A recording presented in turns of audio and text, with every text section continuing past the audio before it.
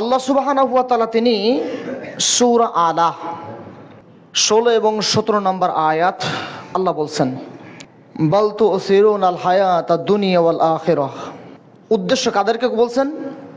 আমাদেরকে উদ্দেশ্য করে বলছেন যে তোমরা যারা পৃথিবীর জীবনকে মূল্যায়ন করছো, তোমরা কাদেরকে বলছেন? আমাদেরকে বলছেন, তোমরা যারা পৃথিবীর জীবনকে মূল্যায়ন করছো, ওয়াল আখিরাতু খায়রু ওয়া আবকা, আখিরাত হলো চিরস্থায়ী জায়গা এবং উত্তম জায়গা। এই কমপ্লিট কথাটা আমাদেরকে জানিয়ে দিচ্ছেন কে? আল্লাহ সুবহানাহু ওয়া তাআলা পরিষ্কার করে দিয়েছেন, উন্মুক্ত করে দিয়েছেন। এই কমপ্লিট কথা পাওয়ার পরেও যদি আপনি আমি দুনিয়াবি হয়ে যাই, যদি আপনি আমি দুনিয়ার লোভ আকাঙ্ক্ষায় নিজেকে মত্ত রেখে দেই, তাহলে আপনার আমার মতন হতভাগা মানুষ কি আর দুনিয়াতে আর কেউ আছে? আল্লাহ বলে দিয়েছেন, কমপ্লিট করে দিয়েছেন যে ওয়াল আখিরাতু খায়রু ওয়া আবকা, আখিরাত হলো চিরস্থায়ী জায়গা, সুন্দর জায়গা, মনোরম পরিবেশ, যা চাইবেন তাই পাবেন, যখন যেটা পেতে মন চাইবে তখন সেটাই পেয়ে যাবেন।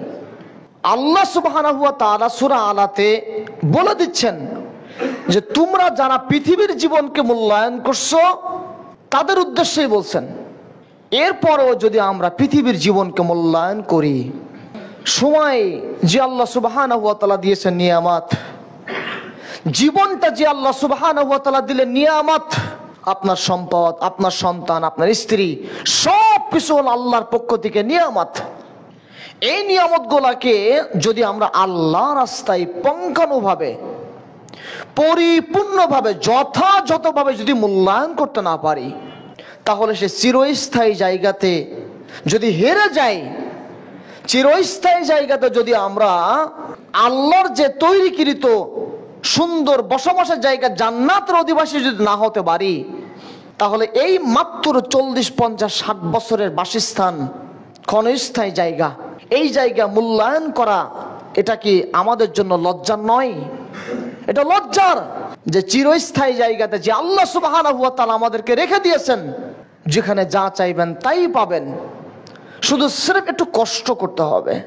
আল্লাহ সুবহানাহু ওয়া তাআলা যেভাবে নির্দেশ দিয়েছেন ওইভাবেই ওই নির্দেশকে যথাযথভাবে মানতে হবে, মানলেই কি জান্নাত।